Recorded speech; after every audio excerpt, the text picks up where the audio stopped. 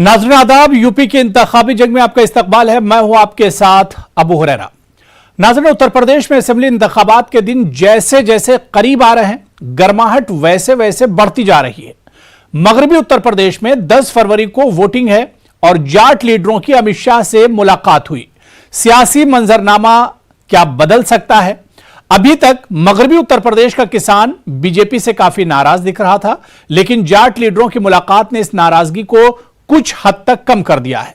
अमित शाह से मुलाकात के बाद सभी लीडर मुतमईन नजर आए। वज़ीर दाखिला अमित शाह ने जाट लीडरों के साथ तकरीबन 1.5 घंटे तक मीटिंग की।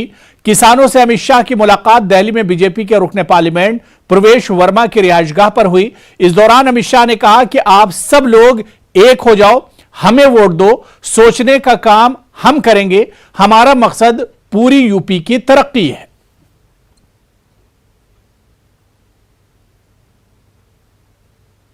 जाट समुदाय को साधने के लिए बीजेपी सांसद प्रवेश वर्मा के घर पर चल रही बैठक खत्म हो चुकी है और जो कार्यकर्ता यहां पर पहुंचे थे हमारे साथ बात करने के लिए मौजूद हैं। यहां गृह मंत्री ने भी आप लोगों से बात की। क्या कुछ खास बिंदु आप लोगों को बताए गए, क्योंकि चुनाव है, किस तरीके से तैयारियां होंगी? देखिए, पहले भी जो चुनाव होते हैं तो गृह मंत्री जी हमेशा जाट समाज से विशेष प्यार करते हैं और पहले भी हम 2019 का चुनाव रहा हो, 2017 का चुनाव रहा हो, तो पहले भी मीटिंग हुई है। तो जिस तरह जाट समाज ने 2014 में माननीय मोदी जी पे विश्वास करके भरपूर वोट देकर प्रधानमंत्री बनाया है, 2017 में योगी आदित्यनाथ जी को मुख्यमंत्री नियुक्त किया है, 2019 में फिर से मोदी जी पे विश्वास करके भरपूर वोट दिया है, तो पूरे जाट सरदारी के प्रमुख लोग थे। जाट समाज इस बार भी 2022 में पूर्ण बहुमत से योगी जी को लेकर आएगा। लेकिन बहुत सारे जाट समुदाय के ही लोग जो हैं वो बीजेपी से भी नाराज हैं। देखिए, पूरा समाज एक तरफ नहीं होता, लेकिन हम विश्वास देते हैं। मैं मुजफ्फरनगर जनपद से आता हूं, हमारे वहां पे 6 विधायक हैं, 6 के 6 भारतीय जनता पार्टी से है और हम इस बार भी डॉक्टर संजीव बालियान जी के नेतृत्व में भारतीय जनता पार्टी के 6 के 6 विधायक जिता के थे। आप बताइए, आज गृह मंत्री ने आप लोगों से बात की, क्या कहना चाहेंगे? जो भी उन्होंने आश्वासन दिया है, आरक्षण का मुद्दा था, करने का मुद्दा था, वो सभी जो पूर्णतः हम संतुष्ट हैं। और वैसे शुरुआत में जो किसान आंदोलन हुआ था उसमें थोड़ा सा जो हम लोग भड़क रहे थे, लेकिन हमारी जिला पंचायत अध्यक्ष बुलंदशहर हैं, इन्होंने जाट समाज को, बुलंदशहर के पूरे जाट को एक पाले पे लाकर खड़ा कर दिया बीजेपी के साथ में। आज जो मीटिंग थी जिस तरीके से, तो आपको लगता है जो थोड़ी बहुत नाराजगी थी वो अब दूर हो जाएगी?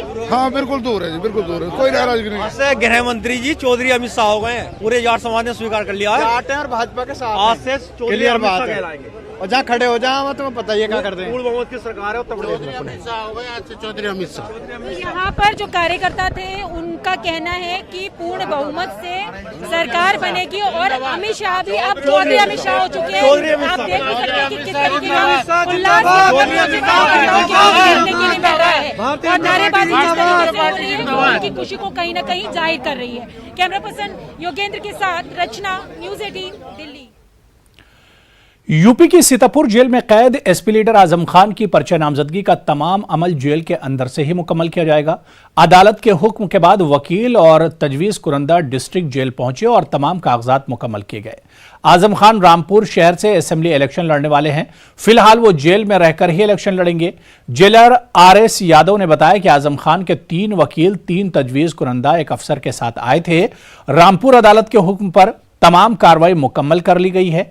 आपको बता दें कि आजम खान 23 माह से सीतापुर जेल में बंद हैं। अब देखना यह है कि आजम खान को कब तक जमानत मिलती है या फिर आजम खान को जेल में रहकर ही इलेक्शन लड़ना पड़ेगा। साहब के वकील और तीन प्रस्तावक, 3 वकील और एक रिटर्निंग ऑफिसर आए हुए थे और माननीय न्यायालय के आदेश थे रामपुर की उनके जेल में ही सारी फॉर्मेलिटीज़ नामांकन की जाए। वो फॉर्मेलिटीज़ करके कल 12 से 4 बजे के बीच में वो फॉर्मेलिटीज़ पूरी हो गई और उनको वापस भेज दिया गया। तो अब क्या लगता है, आजम खान जेल में ही रहेंगे और वहाँ पर नामांकन पत्र दाखिल कर दिया जाएगा? नामांकन पत्र दाखिल करने के लिए उनको नहीं जाना है, जेल से ही ये फॉर्मेलिटीज़ हो चुकी है। जेल से ही चुनाव लड़ेंगे? ये नहीं बताया जा सकता, ये इसके बारे में नहीं। कोई पैरोल का भी कुछ आया हुआ है अभी? नहीं, कोई कुछ नहीं पैरोल के बारे में। यूपी चुनाव के दौरान साधु संतों की तरफ से काशी और मथुरा का मामला गरमाने की कोशिश की जा रही है। इलाहाबाद में लगने वाले माघ मेले में साधु संतों ने एक बार फिर काशी और मथुरा में मंदिर की तामीर के लिए अपने अज़्म का इजहार किया। माघ मेले में मौजूद साधु संतों के मुख्तलिफ अखाड़ों ने अयोध्या की तरह काशी और मथुरा में मंदिर की तामीर के लिए अवामी तहरीक चलाने का अज़्म किया। माघ मेले में अखाड़ों की तरफ से यौम जमहूरिया के मौके पर कौमी परचम कुशाई की गई। तकरीब में मौजूद साधु संतों ने कहा कि अयोध्या में राम मंदिर के बाद अब बनारस और मथुरा में भी मंदिर की तामीर की मुहिम शुरू की जाएगी। इस काम के लिए साधु संतों ने चुनाव में बीजेपी को जिताने की अपील की। कामना एक है कि हमारा देश अखंड हो, एकता के सूत्र में बंधे, षड्यंत्र करने वाले षड्यंत्रवादियों से बचे, क्योंकि आज देश को तोड़ने का बहुत बड़ा एक षड्यंत्र चलाया जा रहा है। इसे हमारे देशवासी बचे, एकता के सूत्र में बंधे, और एकता होती है वहीं विजय होती है। सभी को आपस में जोड़ने का प्रयत्न करें और वोट उसे दें। हमारा अधिकार वोट है, वोट से ही षड्यंत्र आदि सत्ता में जाते हैं, फिर हमारे देश को तोड़ने का काम करते हैं, पाकिस्तान का जिंदाबाद बोलते हैं। इसलिए देश न टूटे, इसलिए वोट इन दुष्टों को न दे करके सबका साथ, सबका विकास, सबका विश्वास आज जो नारा हो रहा है और जो देश के लिए कार्य किया जा रहा है, उन्हीं के तरफ झुके, उनको वोट दें, उन्हीं को बनाए। क्योंकि अभी अयोध्या और काशी तो हो गया, मथुरा बाकी है। अगर मथुरा को फिर स्वतंत्र करना है तो हमें उन्हीं को बनाना पड़ेगा जो सबके साथ चल रहे हैं। भारतवर्ष हमारा राष्ट्र है। हमारे यहाँ पंच देवों की पूजा की जाती है। पहले मातृ देवो भव, पितृ देवो भव, आचार्य देवो भव, अतिथि देवो भव और राष्ट्र देवो भव की कामना के साथ में संपूर्ण जगत को अपनी आस्था, श्रद्धा, विश्वास प्रकट करना चाहिए। जब हमारा समाज राष्ट्र को देवता के रूप में पूजेगा तो राष्ट्र हमारा विश्व गुरु बनेगा और विश्व गुरु बन करके संपूर्ण विश्व पर अपना राज्य स्थापित करेगा। इसलिए धर्म क्षेत्र में राष्ट्र प्रथम लेकर के संतों की कामना, उसी आस्था के साथ में 26 जनवरी का गणतंत्र दिवस समारोह यहाँ पर आयोजित किया गया। अलीगढ़ शहर से कांग्रेस पार्टी के उम्मीदवार अलीगढ़ मुस्लिम यूनिवर्सिटी तलबा यूनियन के साबिक सदर सलमान इम्तियाज को जिला बदर किए जाने के बाद इन्हें राहत मिल गई है। कमिश्नर अलीगढ़ ने साबिका नोटिस पर रोक लगाते हुए इन्हें हफ्ते में 2 मरतबा थाने में जाकर हाजिरी लगाने को कहा है। सलमान ने मीडिया से बात करते हुए कहा कि मेरे हरीफों के तमाम दांव उल्टे पड़ गए हैं। एक नौजवान को उभरता हुआ देखकर तमाम सियासी पार्टियों के पेट में दर्द हो रहा है। उन्होंने कहा कि आज हक की जीत हुई है और बातिल की शिकस्त। गौरतलब है कि गुज़िश्ता दिनों जिला इंतजामिया ने सलमान इम्तियाज को गुंडा एक्ट की कार्रवाई में जिला बदर कर दिया था, तभी से वो अंडरग्राउंड थे। अपोजिशन ने कोशिश करी थी मेरा पर्चा रद्द हो जाए, मैं चुनाव से दूर रहूं, लेकिन ये दाव उल्टा पड़ गया। ये चुनाव में तुरुप का इक्का साबित होगा और जो समर्थन मुझे मिल रहा था वो और तेज़ी से बढ़ रहा है। साजिशें लोगों की समझ में आ रही हैं और इंशाल्लाह इसका जो भी परिणाम होगा वो 10 तारीख में इंशाल्लाह आप कांग्रेस अलीगढ़ शहर से विजय बन के देखेंगे। किसकी मंशा थी इसके पीछे, कौन लोग? मैंने कहा सारी सियासी दल इस बात पे एक हो गए हैं कि इस लड़के को रोका जाए, क्योंकि ये लड़का हक की आवाज़ बुलंद कर रहा है और अगर हक की आवाज़ बुलंद हो गई, जुल्म ख़त्म हो गया तो हमारे पास मुद्दे नहीं होंगे सियासत करने के। सारी अपोजिशन दल इस बात पे आमादा है कि इस लड़के को रोका जाए, हम जीते ना जीते। मैंने ज़िला बदर के लिए माननीय कमिश्नर साहब के यहाँ अपील की है न्यायालय में और वहाँ से मुझे इंसाफ मिला है। उन्होंने सारे पॉइंट्स को देख के ये बात तस्दीक करी है कि जो ऑर्डर पास हुआ था वो गलत था। उसमें उन्होंने कंडीशंस लगाई हैं कि आपको मंडे और फ्राइडे में जाके साइन करना होगा। हमें बिल्कुल भी उससे एतराज़ नहीं है। माननीय न्यायालय जो हमसे कहेगी हम उसका पालन करेंगे और एक जिम्मेदार शहरी होने के नाते अगर वो मुझसे कहेंगे 7 दिन साइन करना है तो मैं 7 दिन भी साइन करूँगा। साइन करने में कोई परेशानी नहीं है, लेकिन जो साजिशन ये मुकदमे लग रहे हैं इसको ख़त्म होना है। अगर ये ख़त्म नहीं हुए तो आज आप मेरे सामने माइक लेके खड़े हैं, कल आपके ऊपर ही मुकदमा होगा कि आप उनके सामने माइक लेके क्यों खड़े थे। भारतीय जनता पार्टी से 2017 में कामयाब हुए ऐसे मेंबरान असेंबली जिनको पार्टी ने इस मर्तबा भी टिकट दिया है, ऐसे उम्मीदवारों को इन दिनों सख्त मुश्किलों का सामना करना पड़ रहा है।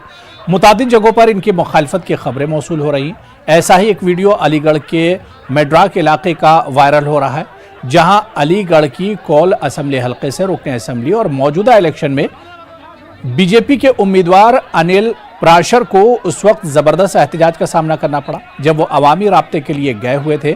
मुश्ताइल अवाम ने वापस जाओ के नारे लगाए और अनिल प्राशर के खिलाफ भी नारेबाजी की। ऐसे में मुश्ताइल अवाम और उम्मीदवार के साथ चल रहे हामियों के दरमियान तकरार भी देखने को मिली।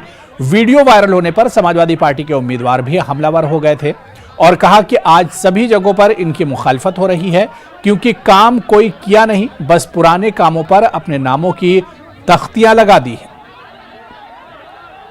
कौछोड़ में हुआ, गडराना में हुआ, नौरंगाबाद में हुआ है, स्वर्ण जयंती नगर में हुआ है। कौन सी ऐसी जगह है जहां पे भाजपा के विधायकों का विरोध नहीं हो रहा? विरोध इसलिए हो रहा है कि वो जो उनके मुख्यमंत्री कर रहे हैं वही काम वो कर रहे हैं। उन्होंने सिर्फ तख्तियाँ तोड़ी और अपनी तख्तियाँ चिपका दी, इसी बात का विरोध हुआ है। तो जैसा उनके मुखिया कर रहे हैं कि मेट्रो हमारी थी, नाम उन्होंने लगा दिया, एक्सप्रेसवे हमारा था, नाम उन्होंने कर दिया, यही नीचे तक पूरा फर्जिफिकेशन भाजपा के विधायक सीख गए। बच्चे, नौजवान, बूढ़े, मर्द, औरत, सब पर मोदी का जादू सर चढ़कर बोल रहा है। इसकी एक तस्वीर हर गांव में देखने को मिली। यहां एक वीडियो वायरल हो रहा है जिसमें ज़ईफ खातून मोदी के गुणगान कर रही हैं। इनका कहना है कि हमने नमक मोदी का खाया, चना गेहूं तेल चावल मोदी का खाया, तो इसका हक भी अदा करना ही पड़ेगा। ज़ईफ खातून ने यहां तक कहा कि जो कमल को वोट नहीं देगा उसको कोड़ हो जाएगा। वोट किसको दोगी आप? हम? हाँ, कमल फूल पर। हाँ, मोदी जी का और दिया हो। हाँ, मोदी जी का और दिया और कोई को ना जगती जो कुछ हो आप देवाओ वोट ज्यादा ज्यादा। जो जाए नहीं पे बता वोट देबे नहीं करीबा। हाँ, ना बिल्कुल आपका लाई चली वोट डलवाओ हम। ले चले हम वोट, हम फ्री वोट। मोदी जी बढ़िया काम कर रहे हैं। अरे भैया चना खाएं, हाँ, गेहूं खाएं, हाँ, चावल खाएं, हाँ, नमक खाएं, तेल खाएं। हाँ, हम गद्दारी? हम नाम पंडित जी की बिटिया है। सही बात। कुछ लोग तो कहते मोदी जी काम ना कर रहे हैं, बढ़िया वोट ना दे रहे हैं। वो कोढ़े हो गई हैं। हाँ, गद्दार हैं बस। इंतखाबात करीब हैं और सियासी लीडरों का एक पार्टी से दूसरी पार्टी में आने जाने का सिलसिला भी जारी है। आरपीएन सिंह के बीजेपी में शामिल होने से जहां कांग्रेस को बड़ा झटका लगा है, वहीं बीजेपी उनके आने से गदगद है। पार्टी के बड़े लीडरों का कहना है कि कांग्रेस अब एक मोहल्ले की पार्टी बनकर रह गई है और वहां लीडर अब घुटन महसूस कर रहे हैं, इसलिए इनका रुझान बीजेपी की तरफ हो रहा है और ये लोग मोदी जी की क़यादत में भरोसा दिखा रहे हैं। जहां तक सवाल है कांग्रेस पार्टी का, जो पार्टी कभी मुल्क की पार्टी थी आज मोहल्ले की महंगी होती जा रही है, उसका एक ही कारण है कि कांग्रेस पार्टी की जो नकारात्मकता, निगेटिव पॉलिटिक्स, और निगेटिव पॉलिटिक्स का नतीजा ये हुआ है कि आज इस मुल्क की पार्टी को मोहल्ले की पार्टी बना दिया है।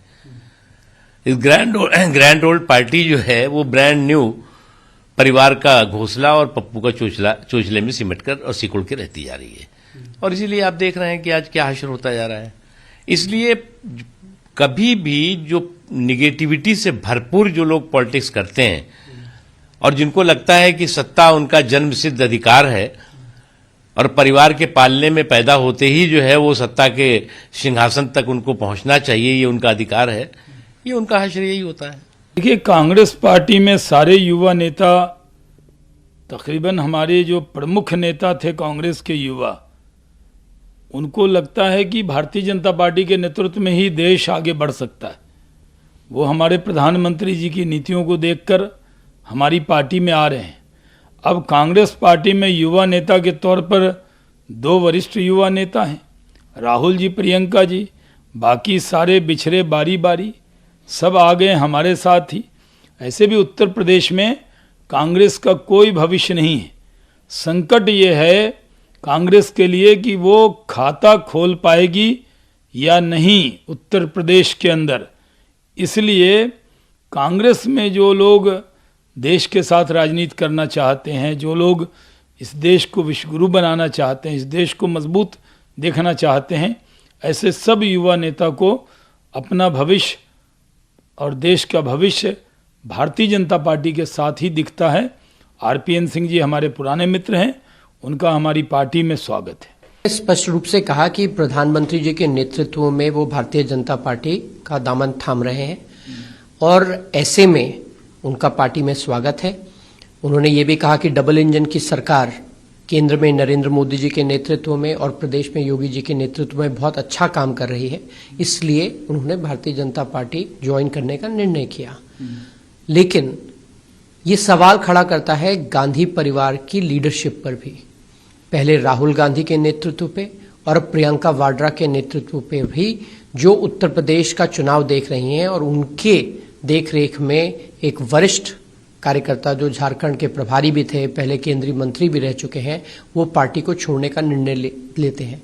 कहीं न कहीं ऐसे नेताओं की अनदेखी हो रही है और इन नेताओं को अब लगने लगा है कि देश का भविष्य प्रधानमंत्री नरेंद्र मोदी जी के हाथ से जो संवर रहा है उसमें उनका भी योगदान होना चाहिए। एक बहुत अच्छे व्यक्ति बहुत गलत पार्टी में थे और उनको बहुत पहले आना चाहिए था, देर से आए लेकिन दुरुस्त आए और भाजपा परिवार में श्री आरपीएन सिंह जी का स्वागत है।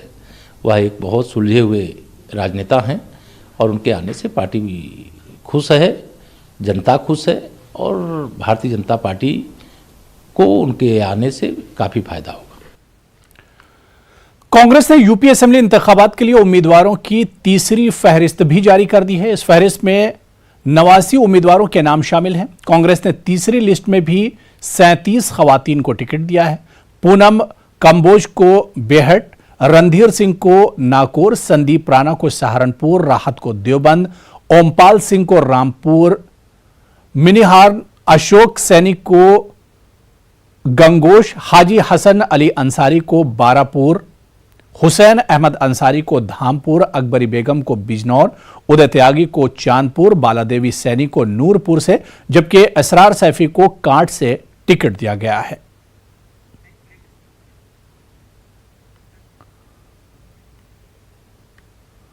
तो चलिए यहां पर रुकेंगे फिलहाल छोटे से ब्रेक के लिए।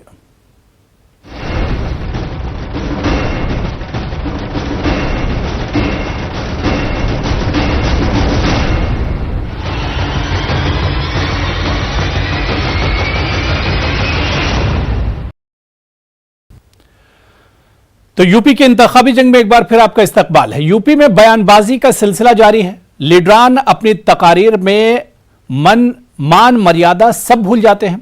ऐसा ही कुछ मंजर कानपुर की किदवाई नगर सीट पर देखने को मिला। कानपुर की किदवाई नगर असेंबली हलके से भारतीय जनता पार्टी के मौजूदा एमएलए महेश त्रिवेदी इंतखाबी मुहिम के दौरान लोगों से खिताब कर रहे थे, लेकिन अचानक वो आपे से बाहर हो गए। उन्होंने कहा कि जो लोग ताकत का गलत इस्तेमाल करते हैं उन्हें लाठियों से मारना चाहिए। लाठी और चप्पल से मारो, बस गोली मत मारो, बाकी मैं देख लूंगा। उन्होंने यह भी कहा कि जिस तरह से उन्होंने पिछले 5 सालों में काम किया है, इससे कोई भी नाखुश नहीं है, चाहे वो हिंदू हो या मुसलमान। तो हम आप लोगों से आह्वान करेंगे कि इस बार जो आतताई लोग हैं, जो एक तरफा बात करने वाले लोग हैं, जो ताकत का दुरुपयोग करने वाले लोग हैं, लाठी डंडे चप्पलों से मारो, बस गोली न मारना, और हम सब देखेंगे, हम सब लोग देखेंगे। मतलब किसी का भी दबाव अब नहीं रहना चाहिए। बिल्कुल स्वतंत्र व्यवस्था में हम लोगों का संचालन व्यवस्था होना चाहिए और भय मुक्त समाज का निर्माण होना चाहिए। और निश्चित रूप से आप लोगों ने 5 साल हमारा कार्यकाल देख लिया है। कहीं कोई एक पाप बता दे तो मैं समाज सेवा से इस्तीफा दे दूंगा। और कानपुर देहात से लेके यहाँ तक एक भी कोई आत्मा हमारे खिलाफ रोती हुई मिल जाए, चाहे हिंदू हो और चाहे मुस्लिम हो, एक भी आत्मा हमारे खिलाफ कोई ले आएगा, उस दिन हम समाज सेवा से हमेशा के लिए इस्तीफा दे देंगे। और राजनीति कोई महेश त्रिवेदी का व्यापार नहीं है, सेवा लेकर चल रहे हैं। इसलिए मित्रों, राजनीति कोई दलाली का मार्ग नहीं है, राजनीति कोई गंदगी का मार्ग नहीं है।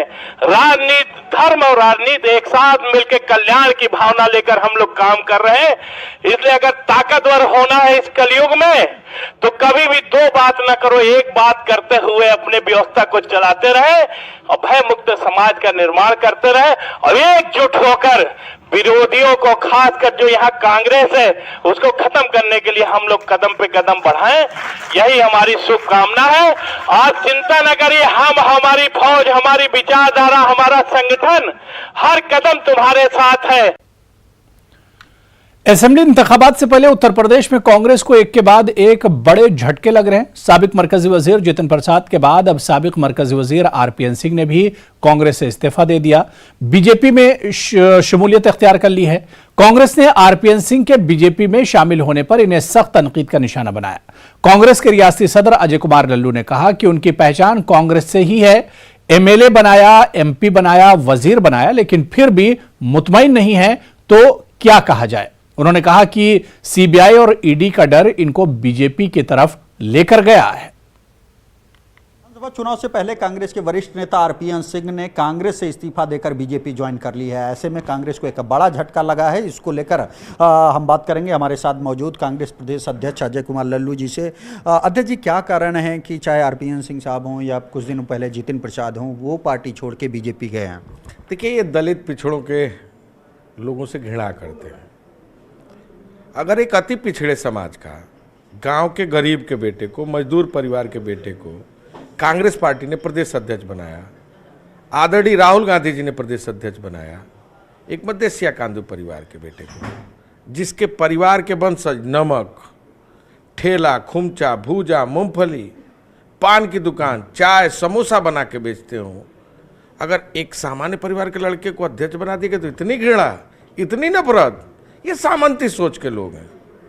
और वो कहते हैं कि उपेक्षा हुई, जिसकी पहचान कांग्रेस पार्टी ने दी, जिसके पिता को रक्षा मंत्री बनाया, जिस आरपीएन सिंह को विधायक, सांसद और गृह राज्य मंत्री बनाया, वो कहते हैं कि उपेक्षा हुई, जिसको झारखंड का प्रभारी बनाया गया। मैं समझता हूं कि आरपीएन सिंह केवल दलित और पिछड़ों से घृणा करते हैं, इस नाते उन्होंने पार्टी छोड़ी। इंतखाबी बिगुल बज चुका है। तमाम उम्मीदवार वोट मांगने के लिए घर घर जा रहे हैं, लेकिन आगरा में एक कॉलोनी ऐसी भी है जो पूरी तरह से इंतखाबात का बायकॉट कर रही है। इस कॉलोनी का नाम नेहरू इंक्लेव है। यहां के लोगों का कहना है कि इस बार वो किसी पार्टी उम्मीदवार को वोट नहीं देंगे, जिसकी बड़ी वजह यह है कि 20 साल से कॉलोनी में कोई सड़क नहीं बनी है। 2022 के विधानसभा चुनावों का आगाज हो चुका है और सभी प्रत्याशी अब घर घर वोट मांगने के लिए जा रहे हैं। लेकिन आगरा में एक कॉलोनी ऐसी भी है जो चुनाव का बहिष्कार कर रही है। यह है नेहरू एनक्लेव कॉलोनी। देख सकते हैं तस्वीरों में, इस कॉलोनी के लोगों के द्वारा कॉलोनी के गेट के बाहर बोर्ड लगा दिया गया है चुनाव बहिष्कार का। इनका आरोप है लोगों का कि 20-25 साल से कॉलोनी का रोड का निर्माण नहीं हुआ है, गंदी नालियाँ हैं। कई बार शिकायत करी लेकिन कोई सुनवाई नहीं होती। सबसे बड़ी बात यह है कि इस कॉलोनी में जो जिस विधानसभा लगती है वो है छावनी विधानसभा, और छावनी विधानसभा के जो विधायक हैं वो हैं डॉक्टर जीएस धर्मेश। और विधायक डॉक्टर जीएस धर्मेश योगी सरकार में राज्य मंत्री भी हैं, लेकिन उसके बावजूद भी यहाँ का रोड नहीं बना है और लोगों में आक्रोश है। यही कारण है कि लोग अब सड़कों पर उतर आए हैं और चुनाव बहिष्कार कर रहे हैं। कुछ लोग हमारे साथ मौजूद हैं, बात कर लेते हैं। भाई साहब, क्या नाम है आपका? ज्ञानेंद्र सिकरवार। क्या दिक्कत है आपको, क्या है मामला पूरा? चुनाव बहिष्कार आखिर क्यों किया जा रहा है? यहाँ पर हम 22 साल से निवास कर रहे हैं और रेगुलर वोट डाल रहे हैं सारे नेहरू क्लब वासी। कम से कम यहाँ पर 1500 से 2000 वोटर है। लेकिन यहाँ के लोकल पार्षद हैं, उनको भी बोला, विधायक सांसद को भी अपनी बात रखी, लेटर के माध्यम से भी बात रखी, लेकिन कोई सुनवाई नहीं है कि कोई रोडों पर ध्यान दे और रोड बना कर दे। इसलिए आहत होकर सभी कॉलोनी के वासियों ने दोनों गेटों पर रोड नहीं तो वोट नहीं के बैनर लगाए और शायद इससे हमारी बात उन जनप्रतिनिधियों तक पहुंचे और वो हमारी इस ओर ध्यान दें। जिस चुनाव का आप बहिष्कार कर रहे हैं, जो विधायक हैं वो भारतीय जनता पार्टी से हैं, लेकिन उन्होंने आपकी सुनवाई नहीं पूरी कर रही कह सकते हैं, लेकिन अब किसी और पार्टी को आप वोट देंगे या किसी भी पार्टी को वोट नहीं? नहीं, इस बार किसी भी पार्टी को वोट नहीं, क्योंकि सब एक ही थाली के चट्टे बट्टे हैं और सब चोर हैं। और इस बार हमारा जो मुख्य उद्देश्य है, किसी पार्टी का विरोध नहीं है, विरोध है विकास का, और विकास के प्रति ये विरोध है। हमें हमारी रोड बन के दें, विरोध किसी चीज़ का नहीं है, विरोध तो लोगों का कहना है कि विकास नहीं हुआ है। मैडम और हैं बाद में, मैम क्या नाम है आपका? रेनू बंसल है। क्या दिक्कत है, चुनाव बहिष्कार किया जा रहा है कॉलोनी ये में? हमें को रोड चाहिए, जब भी हम चुनाव देंगे, आपको वोट देंगे। रोड नहीं तो वोट नहीं मिलेगा बिल्कुल भी। 20 साल से हम देख रहे हैं, बहुत बच्चे परेशान होते हैं, बच्चों की बसें नहीं आ पाती हैं, स्कूल की गेट तक जा पाती हैं, बहुत सी माताएं बूढ़ी बड़ी हैं, उनको छोड़ने जाना पड़ता है, परेशानियां होती हैं जाने में। इसलिए तो हमको तो रोड नहीं तो वोट भी नहीं देंगे हम आपको। कॉलोनी के लोगों के द्वारा भी यहाँ पे कुछ अपनी ही जेब से कोई रोड का निर्माण किया गया या सरकार से बात भी कही गई, कोई निर्माण नहीं हुआ? नहीं, ये तो सरकार का काम है, क्योंकि ये एडीए की कॉलोनी है। 20 साल हो गए यहाँ पे रोड बनी ही नहीं है। तो अगर हम लोग वोट देते हैं तो हमारा इतना तो अधिकार बनता है कि हम इसके विकास के लिए हम सरकार से कुछ अपेक्षाएं अपनी रख सकते हैं, और वो हमारी नहीं पूरी हो रही हैं। तो बस हमें विकास चाहिए, बाकी हमें कोई पॉलिटिकल पार्टीज़ के लिए हमारा कोई किसी तरह की कोई शिकायत नहीं है। जो भी पार्टी फॉर्म में आए वो हमारे लिए विकास करे। विधायक लोग जो आते हैं कह के शिकायत करते हैं, यहाँ आके चले जाते हैं, बोलते हैं बनेगी बनेगी, लेकिन प्रैक्टिकल में आप देख रहे हैं कि पोजीशन क्या है कि अगर पानी बारिश हो जाती है तो बांध निकल भी नहीं सकते हम करके। बस ये बोलते हैं बनेगी, बन करने के बाद इतना बोल के चले जाते हैं, लेकिन एक्शन कोई नहीं हो पाता। यही है कंडीशन यहाँ पर। तो ये कॉलोनी वासियों का साफ कहना है कि कई बार शिकायत करी, विधायक से शिकायत करी, नगर निगम के जो मेयर हैं आगरा के नवीन जैन, उनसे भी शिकायत करी, लेकिन कोई सुनवाई नहीं होती है, विकास नहीं होता है। और यही कारण है कि इस बार चुनाव का बहिष्कार कॉलोनी के वासी कर रहे हैं। कामिर कुरैशी, न्यूज़ 18 आगरा। तो चलिए, इस बुलेटिन में अभी फिलहाल इतना ही। आदाब।